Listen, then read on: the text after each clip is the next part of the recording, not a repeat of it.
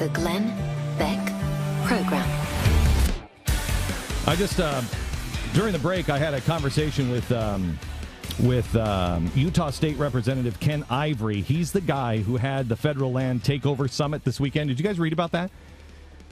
This is the way that it should be done. And they are having in fact, he's on the phone now. Ken, are you there? Hi, Glenn. I am, yeah. Welcome to the program. This is the difference between the American Revolution and today. You know, some of the more outspoken Bundy supporters, and quite honestly, some of them are from the radical fringes that just want revolution. Most of them are not. Most of these guys are good, decent people, and they just want an end to this federal bureaucracy that is killing our country, and they want their land back. And I said a couple of weeks ago, you don't grab your guns. First, you grab your Bible, and you do it the right way. We have representation. Our founders did not have representation. You're an example of exactly what I was talking about. This weekend, you guys got together. How many states were involved in this? We had 9 states, just because Colorado's in session, Alaska's in session, Arizona's in session. So many more wanted to be there, but 9 states in all. Legislative leadership from throughout the West. And you had 60 other leading legislators, county commissioners, and attorneys that were there. And your goal is to get the federal lands returned to the states. Yeah, Glenn, here's how big this is. We are simply working to have the federal government honor the very same statehood promise to the western states that it kept with all states east of Colorado. For instance, Florida, they had more land locked up than Utah, did they not? Yeah, isn't that crazy? So Illinois, Missouri, Arkansas, Louisiana, that great western state of Florida. In fact, Florida used to say, we're the worst off of all the western states because you're locking up our land. We can't educate our kids, grow our economy. You're hoarding our resources. And what they did, Glenn, they banded together.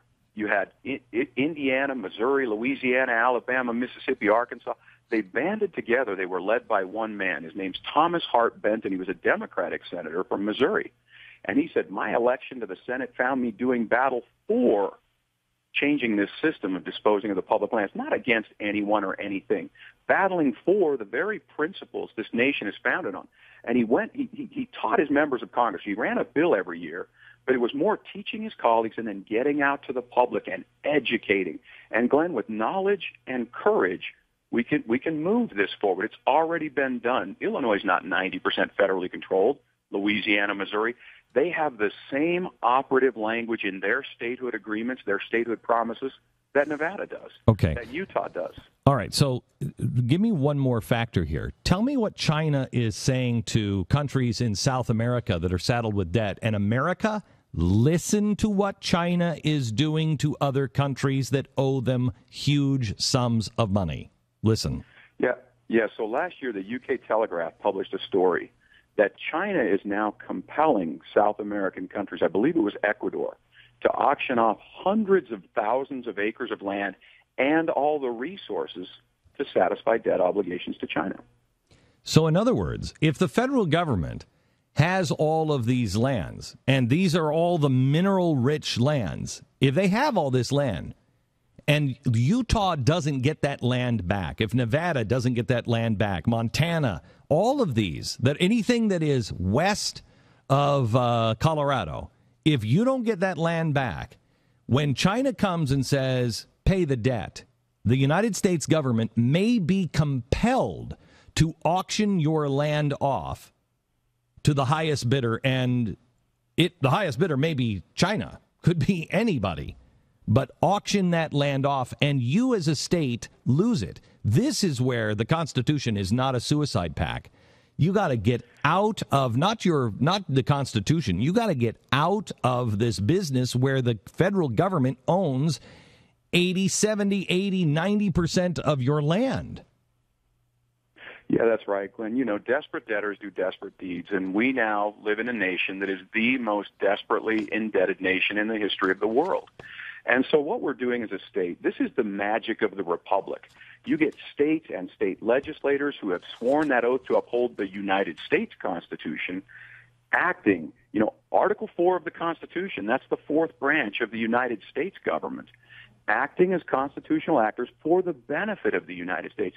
Glenn, think about this. South Carolina did a resolution supporting the transfer of public lands to the western states because in the East, they're spending tens of billions of dollars a year to subsidize the West to not use our own lands and resources to care for our own kids and communities. And with $150 trillion in mineral value locked up, we have more than 9 times the public debt of our nation locked up sitting right there. And under federal control, they're devastating the environment. Forests around the West are tinderbox conditions, catastrophic wildfires, killing millions of animals, decimating the habitat, watershed, killing wildlife, all the rest. One other thing I have been saying for a while now, we have prayed people into the positions that they're now raising their hand and saying, I will do that job. We have prayed for them. And some of the candidates that we have running for office for Senate, U.S. Senate and Congress, they're amazing people. And I really believe they're the people that we have been praying for. And they have decided over the last few years to give it all up. 2 years ago, tell me your story. Well, it was actually about 4 years ago. I had a really nice law practice. I had a great life, Glenn. Girls camp, scout camp, time with my kids, and we just decided that if we don't get in front of this, what are we leaving to our kids? And got involved, got elected, realized that the state of Utah, as with most states, more than 30% of our revenue comes from a federal government that's broke. Single largest line item of state revenue is federal funds that are already going away. And Glenn, there's no backup plan in the states. In Utah, $2.5 billion underfunded in per pupil funding. There's no way you tax your way out of that hole. Realizing we have trillions of dollars in resources locked up, we knew that we needed to go there. It's the only solution big enough. There's no other way. We came across a 2009 unanimous Supreme Court case, Glenn, that said Congress does not have the authority to unilaterally change the uniquely sovereign character of a state's admission, particularly where all of a state's public lands are at stake. And that opened the door. We started researching. In fact, this mission has taken us from 1763 forward. The public land question started in 1780 in the middle of the Revolution. 7 states had claim to the western lands. 6 states didn't. They're out of money in 1780, and the British are still barreling down on them. What do you do? And the 7 states said, no sweat, we'll sell some claims to the western lands. You 6, you go raise taxes against the original Tea Party crowd. Good luck. And the 6 said, hey, wait a minute. We're putting our blood and treasure into this undertaking, and you're going to be these big landed states, and people are going to leave our state. They called it the great embarrassment. It was the question of the age. And in October 10th of 1780, they passed a resolution that said the western lands that are ceded by the states to the United States will be held in trust for 2 purposes and 2 purposes only. Use the proceeds of any sales to pay the debt, and only create distinct Republican states with the same rights of sovereignty, freedom, independence as all the other states. Courts, Congresses, presidents, all the way up to and through our statehood have reaffirmed that original undertaking, that original trust that started in 1780. That's where Article 4 of the Constitution came from, Glenn. Okay, here's what I want you to do. I want you to use the hashtag transfer public lands and hashtag bigger than Bundy. I want you to go to AmericanLandsCouncil.org and do your own homework on this. We're not going to find George Soros at the end of this, right? Glenn, you're going to find me and my wife and a bunch of good county commissioners. You're going to find a bunch of good state representatives who have all done the very same thing. We've stepped away from our lives and our incomes and put it on the line because now is the time. The urgency is apparent.